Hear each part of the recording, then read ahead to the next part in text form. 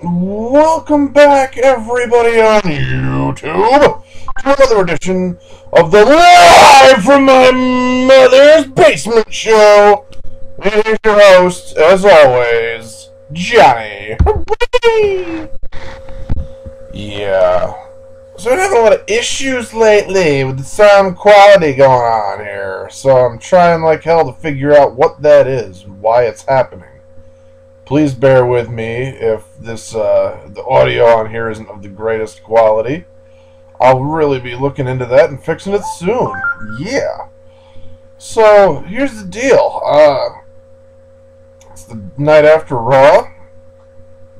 I was so let down that I couldn't even make the fucking video last night to tell you how let down I was, because I didn't want to just be bitching for the sake of bitching. So I gave myself some time to stew about it. I watched the Nature Girl 30s review. There's a plug. I watched the Off the Rope Show review. Another plug.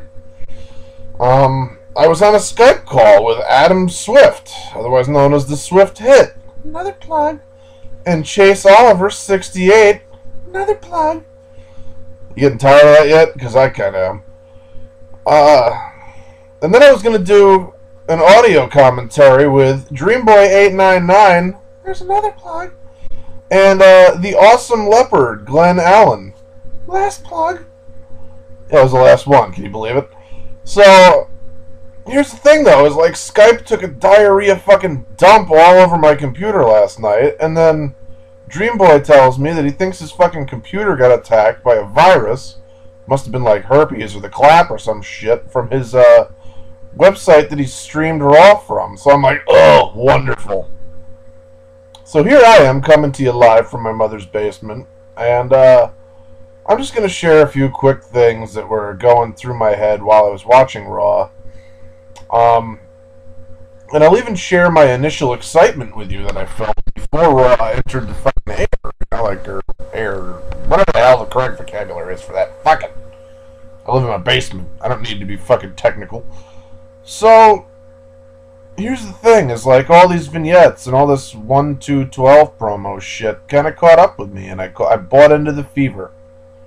And I knew I shouldn't have really got excited because, I mean, we all knew all along essentially who it was.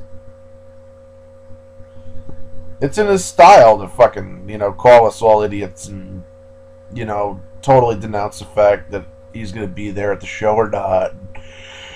Whatever. I mean, we knew it was him. Don't act all that surprised. Was I relieved to see him? Yes. It was good. I'm very glad that Jericho is back in the company. Here's the thing, though, is like, is he going to be back for a really good run, or is he just doing this shit for like a WrestleMania payday and then he's going to be gone again? Is this another fucking Rock thing where they're just pulling in celebrities to pass them by throughout the beginning of the year, and then they're going to ride on the coattails of that? I don't get it. So, the show started off with a Cena promo, and, for all the fucking things in the world that I thought that WWE could learn from out of 2011, to start the show off with a Cena promo talking about New Year's resolutions, come the fuck on. This was boring. And this whole Kane thing where he's, like, speaking and everything, like, are you a taunting philosophical villain now? Like, that seems stupid. You should have kept him shut the fuck up and just beat the shit out of people. That's a monster heel. Mark Henry talked a little bit of shit, but mainly he got in the ring and got it done. He didn't play, like, psychological mind games. Ooh, get crazy. It's just not... I'm not feeling this. They wanted to bring Kane back, and they wanted to make it be, like, really super special and everything. Fucking just take John Cena out. Why does he even have to be on the fucking television? He should have been gone or injured the next day. That would have been the way to do it. If you agree with me, great. If you don't, and you think that I'm just complaining, whatever. You're entitled to your opinion, too. Just like I am mine. So, I'm already kind of like, bleh, as soon as the show, the first fucking segment gets over with, because the last guy I want to see open up Raw is John Cena. Maybe we could have had like a fucking another CM Punk promo or anything, Johnny Ace could have started the show. There's a locker room full of talent, you know? Even like a Brodus Clay debut match could have started off Raw. Something with excitement. Something to make me remember the first Raw of 2012. You know, the one that we've all been looking forward to. Especially because of this vignette, you know, shit for 6 weeks or whatever it's been. I'm just saying, like, they could have done this a lot better. And they could have made it a lot more memorable. But I'll go on. The first match I remember seeing was Daniel Bryan versus Cody Rhodes. And I thought to myself, why the hell are these two guys touching? And then I thought to myself, aren't these both SmackDown people? What the fuck? I mean, I'm not going to get all Iron Sheik over here and talk about fucking asses, but who the hell is writing this? Okay. Let me see if I fathom this correctly.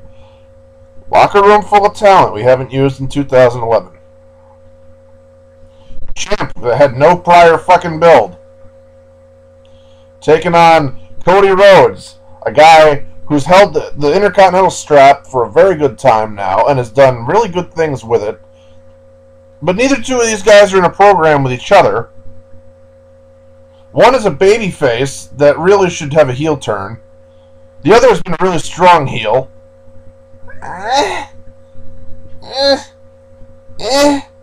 One's going to fight Big Show on SmackDown for the World Heavyweight Championship. The other's in a program with Booker T that's going to culminate at the Rumble. Why are these two guys touching? How does this make any sense? Ah! Now that we're done shaking, and it looks like the earthquake is over with. Although that was a really weird camera fucking shaking shit when they debuted Jericho that I'll talk about later that made me want to lose my lunch. Really bad segment. And it's not because it was bad work necessarily in the ring or either of these two guys' fault, but you gave them 3 fucking minutes to go out there and tell a story? These two guys can put on a fucking 10-minute match. Let them fucking do it!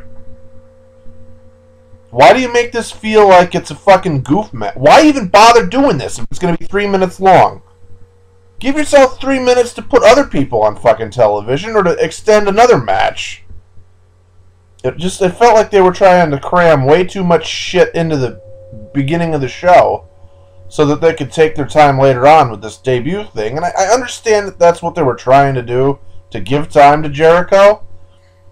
But then you had Jericho run around the ring for fucking like 6 or 7 minutes like an asshole and not say one fucking word. Come on. Really? You want to treat me like shit like that? Fine.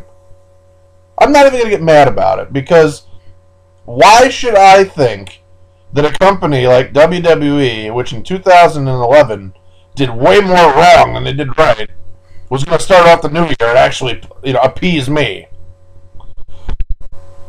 But I digress. I'm going to give them the benefit of the doubt. This is something that they're trying to do to make Jericho into a really, really big heel. To debut as Y2J, you know, the character that the fans were all behind, you know, babyface style. And then yank the rug out from underneath us or some kind of deceptive trick. Like, oh, it's not really me. I'm going to be somebody else. I'm a new character now. Just debut the fucking new character. Is it that hard? Is it? Are my eyes closed enough in anger? Am I getting the point across? I don't even know. To be honest, I don't even remember a whole lot about this show. I was very not excited after that whole, you know, why does Cody Rhodes have to go under? And what is this advancing with the World Heavyweight Championship? Nothing. There are other people in that locker room that both of those two could have locked up with tonight. You could have had more interaction between Booker T and Cody Rhodes leading to the Rumble. You could have had anything to do with the Big Show against Daniel Bryan leading up to the Rumble. Instead, Big Show was involved in a match at the end of the show, which got announced at like near the hour mark, I guess, with Swagger and Mark Henry and John Cena and Kane and fucking Zack Ryder. What? I don't get this. 2 Raw guys on a team and 1 SmackDown guy on a team, I guess. For a 6-man tag that didn't even work out. Like, really? Come on. You're going to advertise this at the 1 hour mark, and then by the time the main event comes along, you're going to change up the rules and add suspense by Kane not being it? This was just stupid.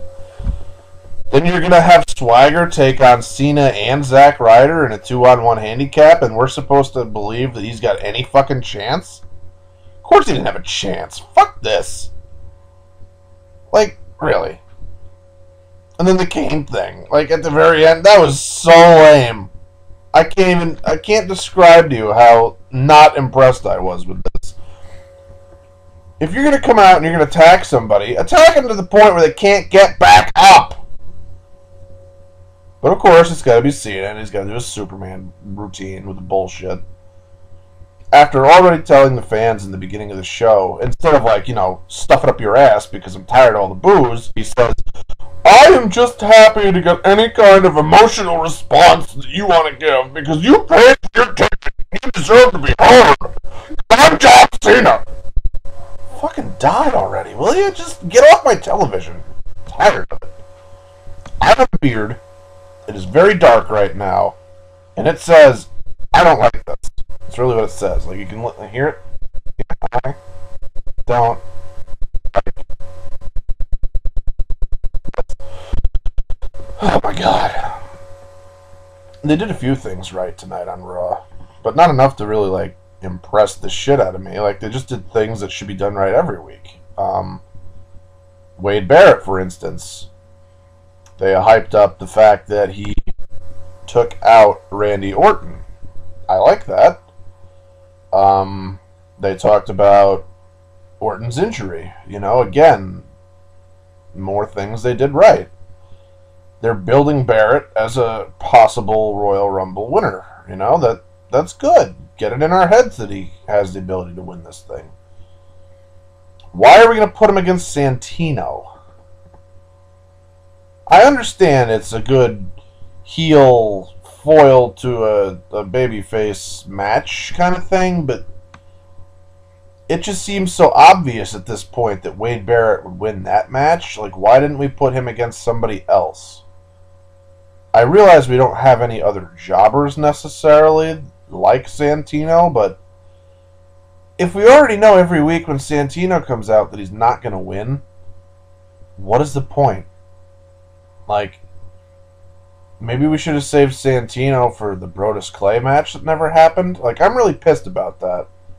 Clay should have debuted before fucking Survivor Series, and we're still waiting on him? This is dumb. This is so dumb. But Barrett picks up a win. He talks about the Barrett Barrage.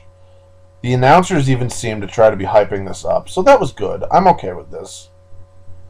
I can't bury it too much. I just think, like, Santino, really? Like, we couldn't find a better opponent for him backstage? Like, we couldn't have featured, like, a Drew McIntyre or somebody else? Even if they fucking lose, at least get him on television.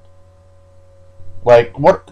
They're doing nothing with Santino. Why even bother to have him on the show anymore if that's the case? Like, I understand the whole Cobra thing and a cheap pop in the crowd, but fuck it. Like, that's really stale, too. Personally, I want to see heel Santino and him amount to something in fucking 2012. I don't think he needs to play comedy role anymore. Let somebody else do it. Give that shit to Christian or something. I realize that Christian is there to elevate more talent, you know, maybe out of the mid-card and stuff, but, you know, like, there are other people that can fill these roles, you know? Like, we can totally give somebody else the run here. Essentially, you've got 2 jobbers in the company, and fucking Heath Slater and Santino right now. And it's like, no, we need more people than that.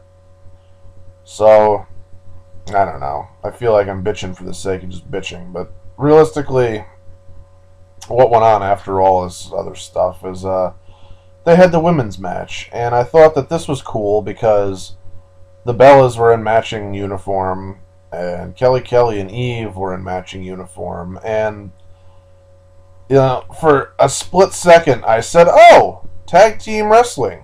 And they're actually getting the theme right. Like, they actually look like a team. You know, like they belong together. Okay. Matching outfits, cool. The Rockers used to do this. I'm on board. And then the Bellas were doing like tag team tandem moves. And I was like, oh, really? Wow, okay. This is better than I thought. But then I looked at it as a whole and I said, Kelly can't wrestle. And Eve really can't wrestle. And the Bellas certainly can't wrestle. So why are we going to showcase 4 divas that really don't mean shit in that division, none of which being the champion, of course? And why are we having the divas in a tag segment? Like, there's no divas tag titles. What the fuck? Maybe we're trying to feature these people before their fucking runs out? I don't understand. You know, the Bellas have nothing to do because Del Rio got hurt, so they're fucking irrelevant. Kelly and Eve are 2 baby faces, but both of them have already feuded for the title in 2011, and I think it's time to find a new opponent for Beth Phoenix. So realistically, in not having Beth Phoenix on the program, and in featuring these other 4 that haven't fucking mattered, you didn't accomplish anything. So, I think it's 1 fart down. Oh boy. I mean, I've talked before about how, you know, I was happy to see Jericho. I think that his star power is desperately needed right now.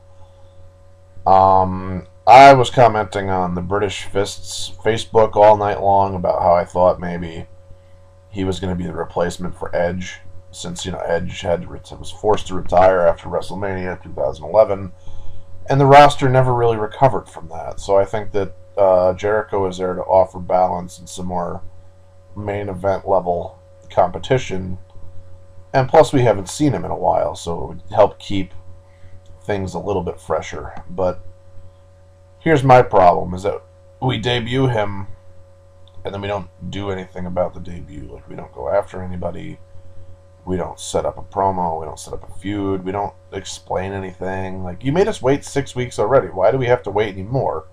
This should have been like the big payoff thing, and now you're just like, you're building a mystery or whatever. Like, this is just really... And I know that, you know, like, Chase Oliver and people are going to be like, oh, well, you know, like, you just bitch for the sake of bitching, and this is why he's doing it, because he hates the IWC, because you beg and beg and beg for him, and then all of a sudden he comes back and you're not happy. Well, just do something when you come back. Like, it wouldn't have really been that hard. Like, you had a microphone in your hand, you could have used it. You could have said something. Jesus, all it could have been was like, I didn't come back for you, and then drop the microphone, and it would have been way more impactful to me than just running around the ring for no reason. For a cheap pop. Like, I get it. Like, he worked the crowd. He was doing his pointing thing. You know, but he had us in the palm of his hand in the first 30 seconds, and he knew that. There was no reason to keep going on. It became dead air. It was embarrassing to watch this shit, because, like, even back in the day, you know, like, rewind 7 to 8 years, if The Rock would have done this shit, and even if he didn't talk, the reaction would have been through the fucking ceiling. I don't get it. So, and why this wasn't the main event, I will never fucking know. Like, this was the most important, anticipated thing that we were looking forward to all night. If Undertaker came back, you know damn well that would have been the main event. But no. John Cena's got to get his fucking time in, I guess.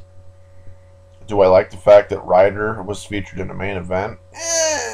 Kind of, but, I mean, does he deserve to be in another main event? Not really. You know, he's a mid-card level champion, and he was in a tag match that really fell flat on its face and kind of sucked, to be honest. So, and they used him, the U.S. champ. They can't... Like, I understand they tried to set up the thing with him and Swagger in the beginning of the show, but, who cares? It's Swagger. A guy that's been on a losing streak for, like, I don't know, all of 2011. That's who's going to go after the U.S. title next. I'm the All-American American, and that title was made for me to wear. Oh my God, really? Go rehearse some lines. I don't understand. It's just,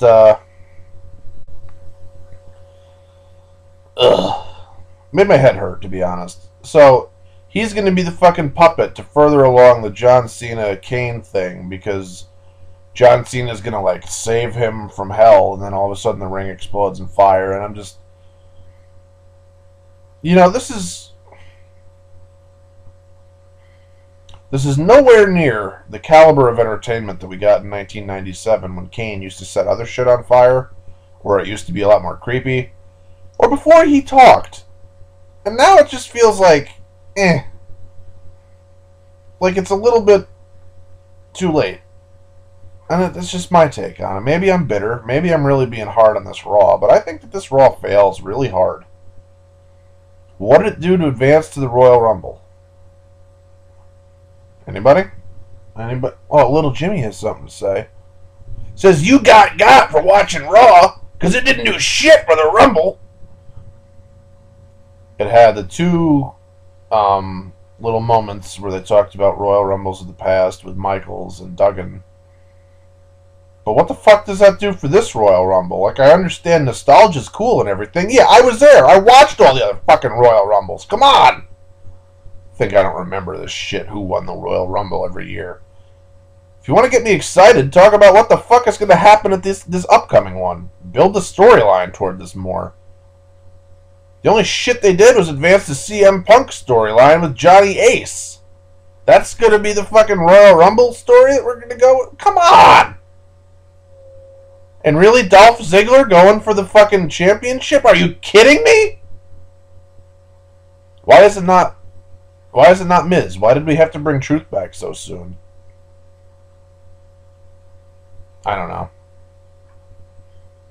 I liked the segment with Miz and with R-Truth, to be honest. I liked how Truth was stalking him backstage. It was really the only part of Raw that made sense to me. A logical feud, even though I think it's too soon and they should have held off on it. Even if I think that Punk and Miz should be headlining the Royal Rumble as a title match, you know, I don't always get what I want. And I'm okay with that. I'm used to it by this point, but I don't know. What's the point of bringing R-Truth back as a face so soon? Like, you know, he just turned heel. He started doing the best work he's ever done in WWE. Then he gets suspended and broken off from The Miz. And I honestly believe, if anything, that that Truth should have stayed heel. He should one-up heel tactic the Miz. I know that they're trying to get the fans behind Truth again in order to get over Miz. I just think that he should have fucking turned around as fair play, stayed in like a tweener-ish role, and then stayed heel in order to further himself. Because Truth really isn't going to be in the main event scene, especially as a face. They're not going to do that with him. He's not in that same caliber as a performer as Miz. You know, Miz is a guy that's already held the title. Truth is not. They don't have the confidence to go behind Truth. And this is why Truth needed to stay heel, because that's the way he could have gotten himself over the best. Not as a face. As a face, the most impressive thing he's done has been U.S. champion. And that was yanked out of the fucking from underneath him. Alright? It's the same shit they did with MVP back in the day. They'd build up a guy, and then what? Later, under the rug with you. So, that's kind of my Raw review. You want a grade? I'll give you a grade. I give it a 5.5 out of 10. Completely fail. I think I'm being generous. I think that the show really did nothing to advance the Royal Rumble, and I'm very upset about that. The Rumble is the one pay-per-view of the year that I look forward to the most, even more so than Mania, because the Royal Rumble is the match that I always enjoy every year because of its unpredictability. You know, anybody can win the Rumble. It's believable. All you have to do is show up and throw somebody else over the top rope.